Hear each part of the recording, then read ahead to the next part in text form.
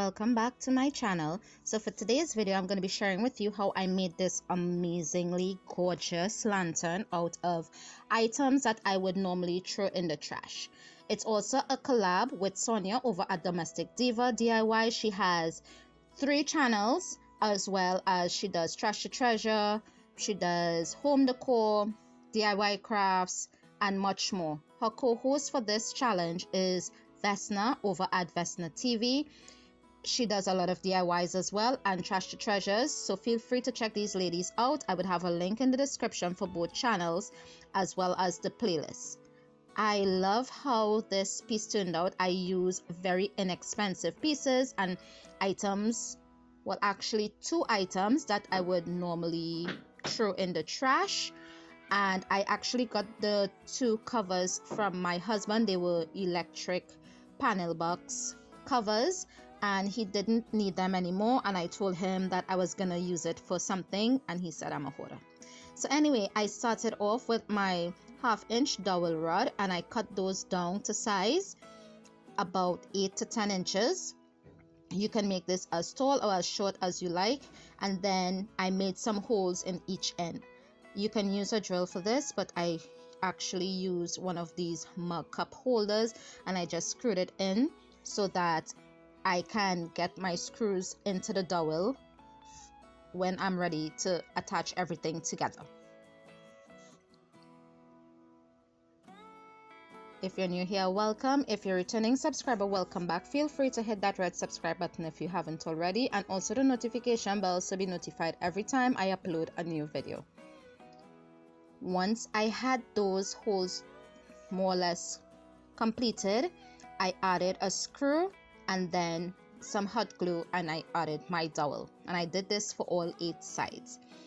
I did had to replace the original screws for the bottom because it was a little loose and a little too short, so I had to get some longer screws, but the head was a little too big, so I placed that part to the bottom where you wouldn't be seeing it, and I placed the more seamless ones on top so that the piece look very cohesive and seamless.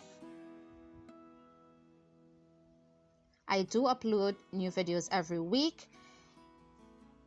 Unfortunately, this week I didn't upload on my regular schedule date, which is Monday, Wednesdays, and Fridays, because I had collabs to do, and those collabs were Tuesdays and today, and I would have up in the cards above the link for the video I did on Tuesday. I do have a lot more collabs and challenges this month, and according to how they clash with my original scheduled days, I would let you guys know if I would be uploading on my regular scheduled day or if I'll be uploading on the day of the challenge or collab. So once I had everything screwed in, I just went in with some sandpaper and I sanded the entire piece, including the stem. I did shake this piece a lot to make sure it was very steady. However, using the hot glue on with the wood and the plastic, it wasn't adhering well, so I would advise that you use some E6000 and then place your screw in so that it wouldn't give as much trouble as I had with this piece. But everything was very steady. I added the screw caps, and then, as I said, I give this entire piece a good sanding so that the spray paint would adhere to the plastic.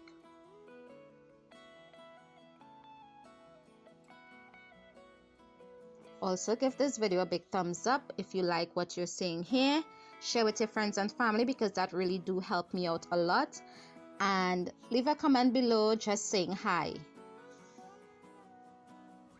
Once I had the entire piece sanded, I went out back and I gave it a good spray paint, a good spray of white paint, but I didn't like how it was looking, so I went in with some brown acrylic paint and I did 4 coats of that. I took this piece of scrap wood that I had, it's a square piece of scrap wood, and also one of those square blocks. You can use whatever you have, you can use some Jenga blocks, you can use whatever, and place it to the top. I just added both of them because one was slightly larger than the other to the top to give it that decorative look. and I painted that with the brown acrylic paint as well. And I did give it probably about 1 thick coat to 1.5 thick coat, about.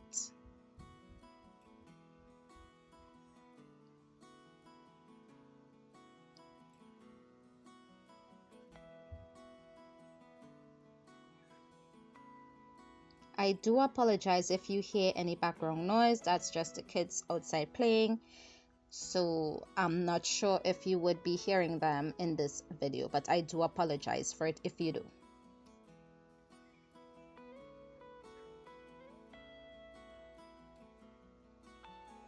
Once everything was completely dried, I went in with my white acrylic paint and I decided to distress this piece a little by dry brushing on the white onto the entire piece to give it that old rustic farmhouse feel, and that, you know, it actually looks way better with the distressing of the white paint rather than how it was completely stark brown.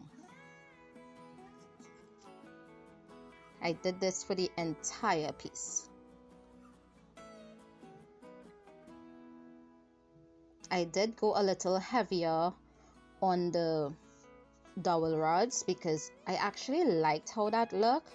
I think I would be doing 2 more lanterns in different ways, and I would be doing those different colors compared to the last 2 that I did, which is this one and the previous one. I would also have that one link in the cards above.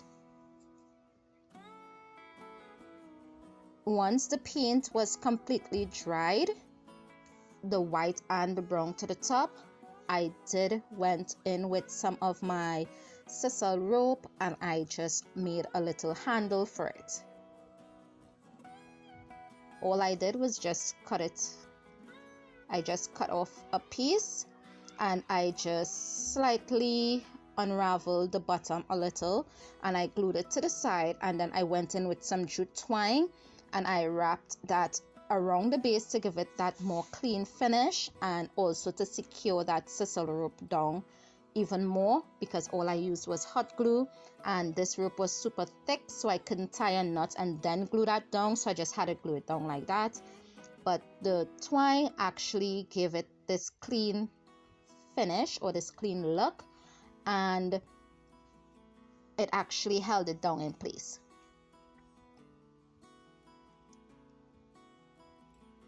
I am using this with my other lantern to give that staggered look, and I am decorating it for fall, which you would see at the ending.